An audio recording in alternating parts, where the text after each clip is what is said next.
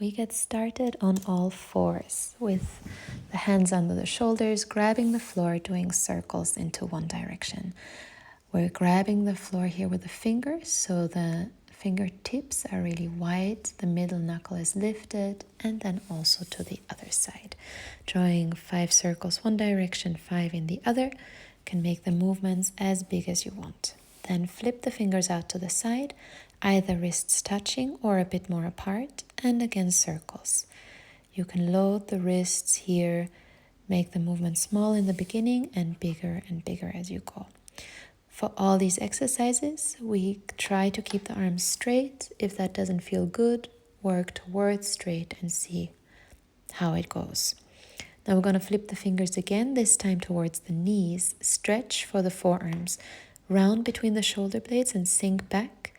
You could even peel off the hand a little bit, bending the elbows, or you stay there. Now for our counter stretch, fingers towards each other, straight arms, and first shifting left and right with the arms straight if possible. Again, check in how it feels. If you notice that you're overextending, you can keep a micro bend and then open and close the fingers. Make a fist and release. A couple of times here. Then sink back, interlace the fingers and circle out your wrists a few times in one direction and the other. Checking in how the wrists are feeling.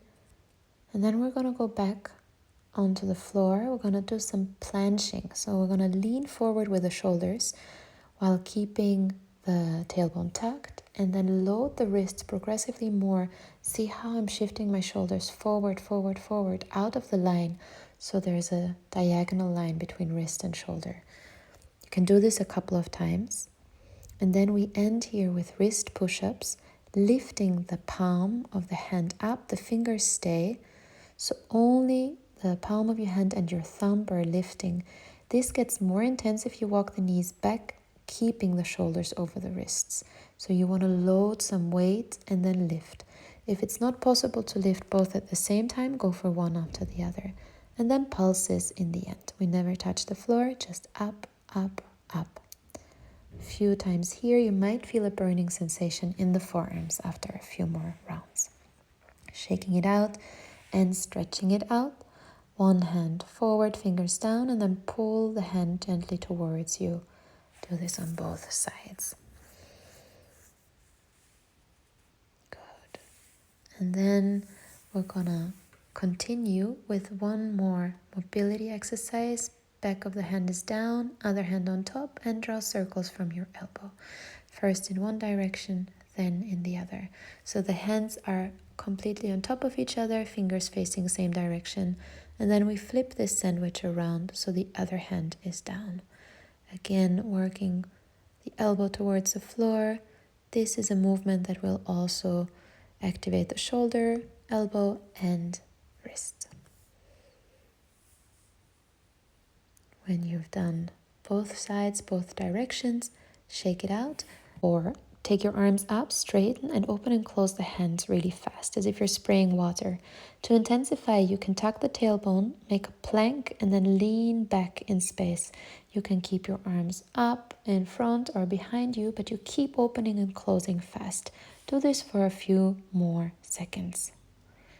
And then for the shoulders, on all fours, scapular shrugs. You're sinking in between the shoulder blades and pushing out. It's just between the shoulder blades, so the rest of the body stays as stable as you can, especially the hips. It's not a cat-cow, just articulation of the scapular. Push up and sink in, up and in. And my shoulders are over my wrists here. Very good. Then to create a bit more heat in the shoulders, dolphin pose, and shift the nose forward to touch the thumbs. We do this a couple of times. Legs can be straight or bent, and you could also walk your feet in more than I do here. I'm not arching in the spine. I'm keeping a little bit of a tuck in the tailbone and shift forward and back. You can do more than these to get extra warm. With a partner, we have 2 more shoulder opening exercises. Have a look how Alexis takes his arms around mine, then lifts up on the side of the rib cage. His knees are creating resistance towards my back, and I tuck my tailbone, really creating a stretch in the armpits and in the side body. If you're arching, you won't feel anything, so really tuck, tuck, tuck. Make your front body short. One more time from this perspective. Partner reaches around, lifts up on the side body. And what you can't see now, but saw before, is I'm tucking my tailbone and he pushes the knees gently towards me to create a wall. Now don't stay too long here in the warm-up because you just want to open. You don't want to stretch too much to keep stability. Last one here. One partner is going to be on one foot, one knee, creating a gate pose, and I'm putting my arms up and over and want to lift up my shoulders. My partner can help me, giving extra weight on the hands, and then I push up from the shoulders.